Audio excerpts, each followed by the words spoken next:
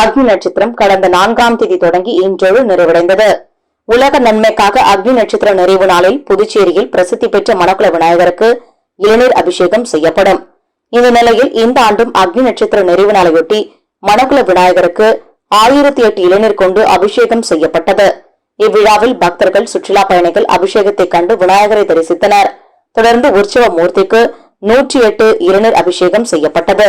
அபிஷேக விழாவிற்கான ஏற்பாடுகளை கோவில் சிறப்பு அதிகாரி பழனியப்பன், தலைமை குழுக்கள் கணேஷ், ஸ்ரீனிவாசன், நாகராஜன் மற்றும் கோவில் நிர்வாகிகள் செய்திருந்தனர். தொடர்ந்து பக்தர்களுக்கு அன்னதானம் மற்றும் மாம்பழம் வழங்கப்பட்டது.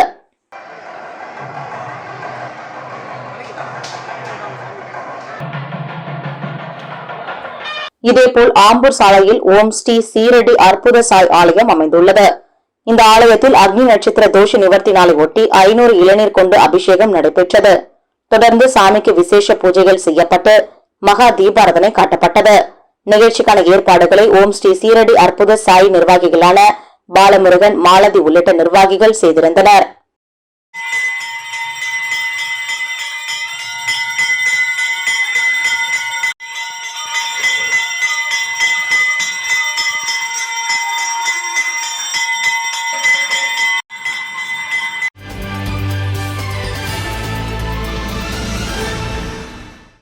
புதுச்சேரி பாண்டி மெரினாவில் கஞ்சா மற்றும் போதைப் பொருட்களுக்கு எதிரான விழிப்புணர்வை பொதுமக்களிடையே ஏற்படுத்தும் வகையில் காவல்துறை சார்பில் கடற்கரை வாலிபால் போட்டிகள் நடத்தப்பட்டன.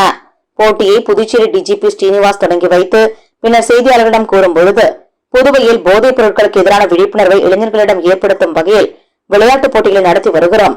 கடந்த சில நாட்களுக்கு முன்பு கேரம் போட்டிகள், இருசக்கர வாகன பேரணி, வாக்கத்தான் என பல்வேறு வகையான போட்டிகளை நடத்தினோம். தற்போது வாலிபால் போட்டி நடத்தப்படுகிறது. விளையாட்டுப் போட்டிகளால் காவல்துறையினருடன் தற்போது இளம் தலைமுறையினர் நட்புறவுடன் செயல்படும் சூழல் ஏற்படும். அதன் அடிப்படையில் போதைப் பொருட்களை தவிர்த்து இளைஞர்களுக்கு ஆரோக்கியமான சமூகம் அமையவும், எதிர்காலம் சிறப்பாக இருக்கவும் உரிய நடவடிக்கைகள் மேற்கொள்ளப்பட்டு வருகிறது. தற்போது மக்கள் காவல்துறை நடவடிக்கைகளுக்கு ஆதரவு தருகிறார்கள் என்றார். நிகழ்ச்சிக்கான ஏற்பாடுகளை முதுநிலை காவல் கண்காணிப்பாளர் நார சைத்தன்யா, முதியஞ்சாலை ஆய்வாளர் செந்தில்குமார் உள்ளிட்டோர் செய்திருந்தனர். நிகழ்ச்சியின் மீடியா ஸ்பான்சராக தீபம் டிவி செயல்பட்டது குறிப்பிடத்தக்கது.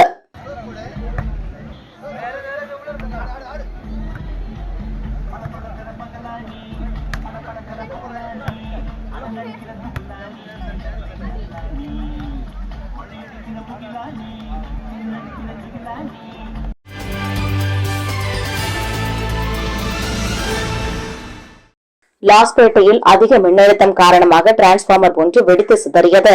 இதனால் அப்பகுதி முழுவதும் இருள் சூழ்ந்தது. அதேபோல் புதுச்சேரி கடலூர் சாலை முதலியார்பேட்டை காவல் நிலையம் அருகே உள்ள மின் டிரான்ஸ்பார்மர் திடீரென பயங்கர சத்தத்துடன் வெடித்து சிதறி கொழுந்துவிட்டு எரிந்தது.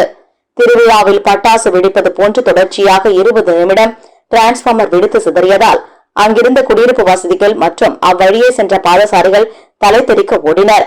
டிரான்ஸ்பார்மர் கொழுந்துவிட்டு எரிவதை அடுத்து சம்பவ இடத்திற்கு வந்த தீயணைப்பு துறையினர் ரசாயன கலவையை பீச்சி அடித்து டிரான்ஸ்பார்மரின் தீயை கட்டுக்குள் கொண்டு வந்தனர். மேலும் திடீரென டிரான்ஸ்பார்மர் வெடித்து சிதறியதால் முதலியார்பேட்டை பகுதி முழுவதுமே இருளில் மூழ்கியது. புதுச்சேரியில் சில நேரங்களில் குறைந்த மின்னழுத்தம் மற்றும் உயர் மின்னழுத்தம் என்று மாறி மாறி வருவதால் பல்வேறு மின்மாற்றிகள் வெடித்து சிதறுவதாகவும், மேலும் பல்வேறு பகுதிகளில் உள்ள மின்மாற்றிகள் பழுதடைந்தும் மின்மாற்றியில் உள்ள ஆய்வுகள் மாற்றப்படாமல் இருப்பதாலும் டிரான்ஸ்பார்மர் வெடிப்பதற்கு காரணம் என தெரிய வந்துள்ளது.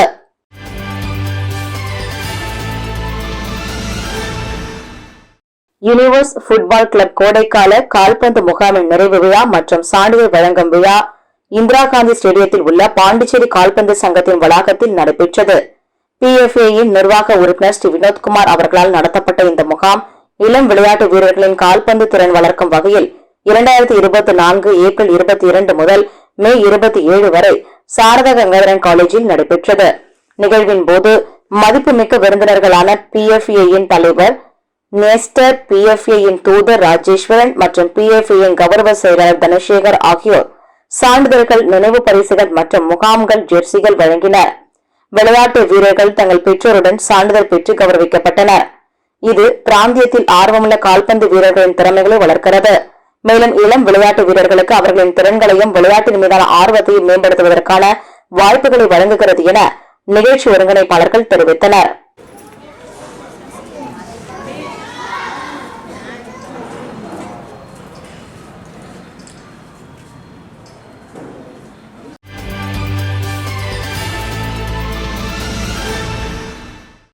புதுச்சேரியை அடுத்த தமிழக பகுதியான மொரட்டாண்டி கிராமத்தில் எழுந்தருளியிருக்கும் 72 அடி உயரம் கொண்ட ஸ்ரீ மகா பிரத்யங்கரா காளி கோயிலில் அக்னி நட்சத்திர தோஷ நிவர்த்திக்கு ஆண்டுதோறும் 24 மணி நேரம் அபிஷேகம் செய்வது வழக்கம்.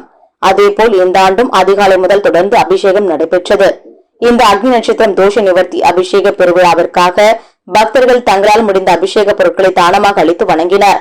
இதற்கான ஏற்பாடுகளை பாதாள ஸ்ரீ பிரத்யங்கரா காளி பீடாதிபதியம் விஸ்வரூப 72 அடி உயர ஸ்ரீ மகா பிரத்யங்கரா ஸ்தாபகர் ஸ்ரீமத் நடாத்தூர் ஜனார்த்தன சுவாமிகள், இணை நிர்வாகி ஸ்ரீமதி நடாத்தூர் ஹேமலதா ஜனார்த்தனன் மற்றும் பக்தர்கள் கலந்து கொண்டு வழிபட்டனர்.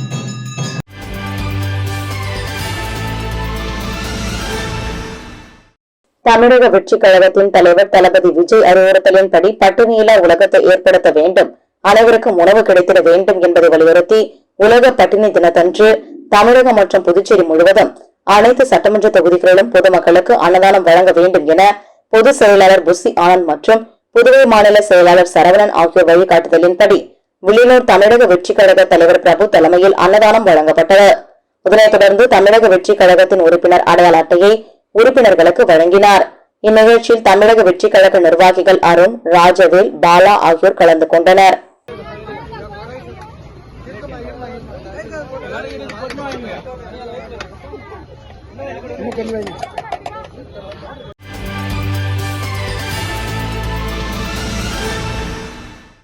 மரக்காணம் வட்டம் முன்னூர் கிராமம் ஸ்ரீ செல்வ விநாயகர், ஸ்ரீ கங்கை அம்மன், ஸ்ரீ திரௌபதி அம்மன், ஸ்ரீ ராமபக்த ஆஞ்சநேயர், ஸ்ரீ செல்லியம்மன், ஸ்ரீ ராமலிங்க சுவாமி ஆலயங்களில் அஷ்டபந்தன மகா கும்பாபிஷேக விழா நடைபெற்றது.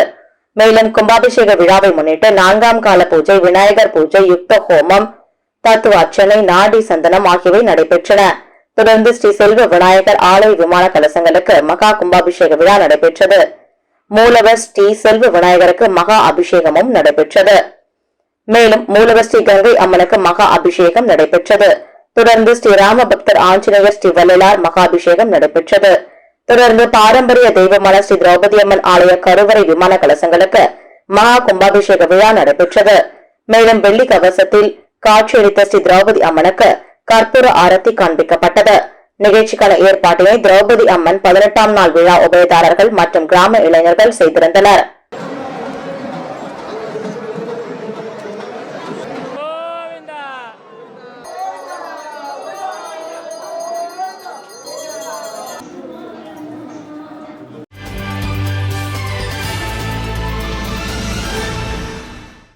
பாகூர் பரிக்கல்பட்டு கிராமத்தைச் சேர்ந்தவர் ஐயப்பன். இவர் நெல்லித்தோப்பு மறுமலை அடிகள் சாலையில் உள்ள சிசிடிவி ஷோரூமில் கம்ப்யூட்டர் ஆபரேட்டராக பணிபுரிந்து வருகிறார். கடந்த 23ஆம் தேதி ஷோரூமில் பணி செய்து கொண்டிருக்கும் போது ஷோரூமின் உரிமையாளரான அனில்குமாரும் அவரது கட்டிடத்தின் உரிமையாளருமான ராஜராஜனும் சத்தமாக பேசிக் கொண்டிருந்ததாக கூறப்படுகிறது. அப்போது குறுக்கிட்ட கம்ப்யூட்டர் ஆபரேட்டர் கிருஷ்ணன், வேலை செய்ய இடையூறாக இருக்கிறது, எதற்காக சத்தம் போட்டு பேசுகிறீர்கள் என ராஜராஜனை கேட்டுள்ளார்.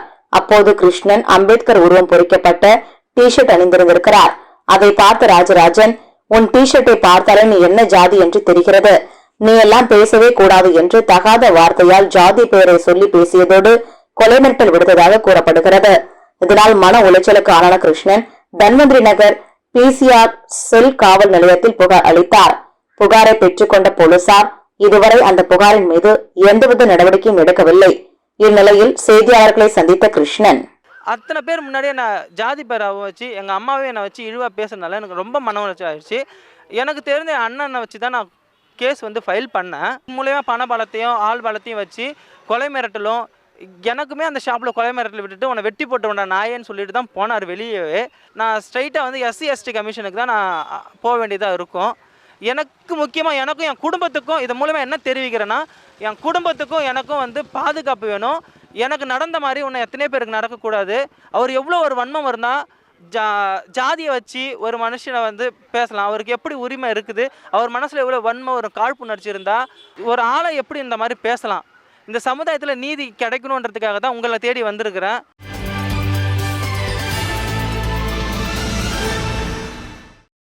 சின்ன காலப்பட்டு ஆலமரத்து வீதியின் இருபுறமும் சுமார் 50க்கும் மேற்பட்ட குடும்பங்கள் வசித்து வருகின்றனர். 10 அடி அகலம் கொண்ட இந்த வீதிதான் கடற்கரையில் உள்ள சொகுசு விடுதிக்கு செல்லும் பிரதான சாலையாகும். மிகவும் குறுகிய சாலை என்பதால் வீட்டு வாசலில் இருசக்கர வாகனத்தை கூட நிறுத்த முடியாத அளவிற்கு போக்குவரத்து நெரிசல் ஏற்படும் என்பதை அந்த பகுதி மக்களின் குற்றச்சாட்டு. இந்நிலையில் கடற்கரையில் உள்ள சொகுசு விடுதிக்கு செல்வதற்காக ஆலமரத்து வீதி வழியே உயர் மின்னழுத்த புதைவிட மின்பாதை அமைக்கும் பணிக்காக பள்ளம் தோண்டப்பட்டது. இதற்கு அந்த பகுதி மக்கள் கடுமையாக எதிர்ப்பு தெரிவித்து, ஆலமரத்து வீதி என்பது 10 அடி அகலம் கொண்ட குறுகிய சாலை. இந்த சாலைக்கு தான் குடிநீர் குழாய், கழிவுநீர் குழாய் அனைத்தும் செல்கிறது.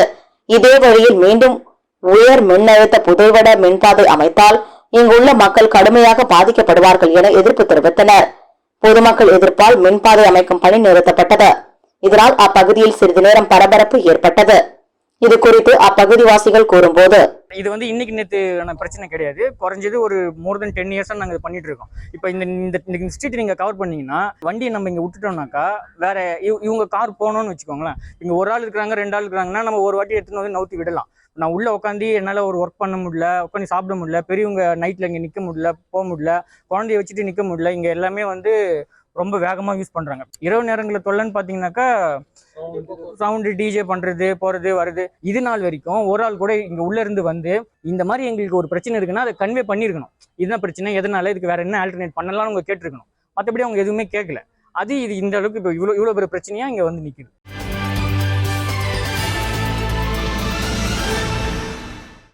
புதுச்சேரியில் SC/ST மாணவர்களின் கல்வி செலவு முழுவதையும் அரசு ஏற்கும் திட்டம் ஆதிதிராவிட நலத்துறை மூலம் செயல்படுத்தப்பட்டு வருகிறது. இத்திட்டத்தில் உள்ள சிக்கல்கள் பற்றி விவாதிப்பதற்காக முதல்வர் ரங்கசாமி உத்தரவின் பேரில் கல்வித்துறையின் ஆய்வுக் கூட்டம் பள்ளி கல்வித்துறை இயக்குநரின் அலுவலகத்தில் நடைபெற்றது. இக்கூட்டத்தில் கல்வித்துறை இயக்குநர் பிரியதர்ஷினி, ஆதிதிராவிட நலத்துறை இயக்குநர் இளங்கோவன், கல்வித்துறை இணை இயக்குநர் சிவகாமி, துணை இயக்குநர் சிவராமன் மற்றும் கல்வித்துறை ஆதிதிராவிடர் துறை அதிகாரிகள் கலந்து கொண்டனர். அப்போது ஆதிதிராவிட நலத்துறை இயக்குநர் இளங்கோவன் கூறுகையில், கடந்த 2023-24 கல்வியாண்டு கட்டணமாக ரூபாய் 38 கோடியை அந்தந்த பள்ளிகளுக்கு அரசு வழங்கியுள்ளது. அரசு நிர்ணயம் செய்துள்ள கல்வி கட்டணத்தை மட்டும்தான் அந்த பள்ளிகள் வசூலிக்க வேண்டும். கூடுதல் கட்டணம் வசூலிக்க கூடாது.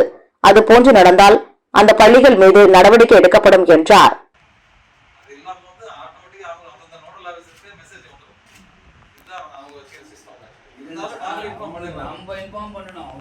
நேஷனல் ஸ்காலர்ஷிப் போட்டோம் நம்மகிட்ட ஆக்சஸ் எதுவுமே பேரண்ட்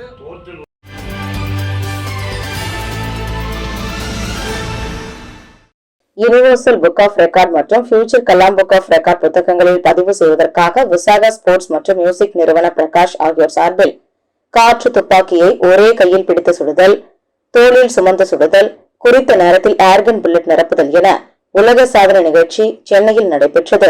5 தனிநபர்கள் மற்றும் ஒரு இரட்டையர்கள் கலந்து கொண்ட இந்த உலக சாதனை நிகழ்ச்சியில் புதுச்சேரி வானரப்பேட்டை அலன் வீதியைச் சேர்ந்த ரவிக்குமார், சுகுமதி இவர்களின் புதல்வர்கள், சிறுவர்கள் துருவன், துவாரகன் மற்றும் உதயகுமார் ஆகியோர் கலந்து கொண்டு சாதனை படைத்தனர்.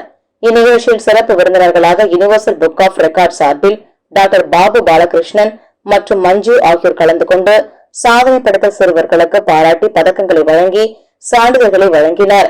மேலும் இந்த அமைப்பானது கடந்த ஆண்டு 16 உலக சாதனை நிகழ்ச்சிகளை நடத்தியுள்ளது என்பது குறிப்பிடத்தக்கது.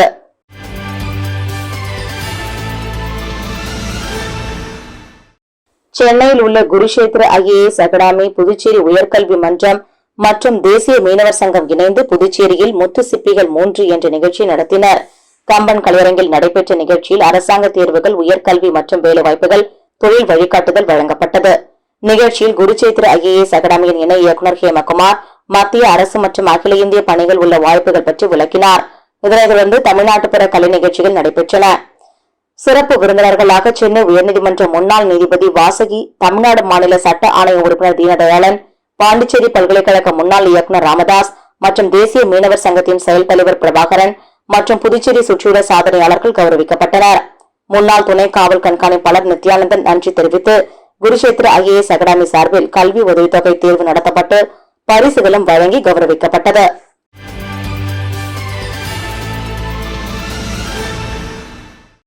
புதுச்சேரி நலவழித்துறை சார்பில் தேசிய காசநோய் ஒழிப்பு திட்டத்தின் கீழ் பிள்ளைச்சாவடி சுகாதார மற்றும் நல்வாழ்வு மையத்தில் காச நோய்க்கான தடுப்பூசி செலுத்தும் முகாம் நடைபெற்றது.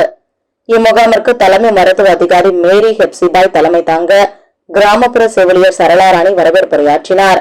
இம்முகாமில் சுகாதார உதவியாளர் மதிவாணன் பொதுமக்களிடையே காசநோய் தடுப்பூசியின் முக்கியத்துவம் பற்றி எடுத்துரைத்து விழிப்புணர்வை ஏற்படுத்தினார்.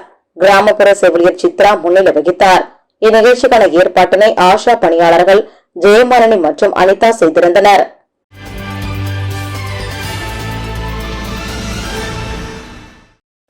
பாகு ஸ்ரீ நவதேவஸ்தான திருக்கோவில் கொண்டிருக்கும் அருள்மிகு திரௌபதியம்மன் ஆலய அக்னி வசந்த விழாவை முன்னிட்டு திருக்கல்யாண வைபவம் நடைபெற்றது.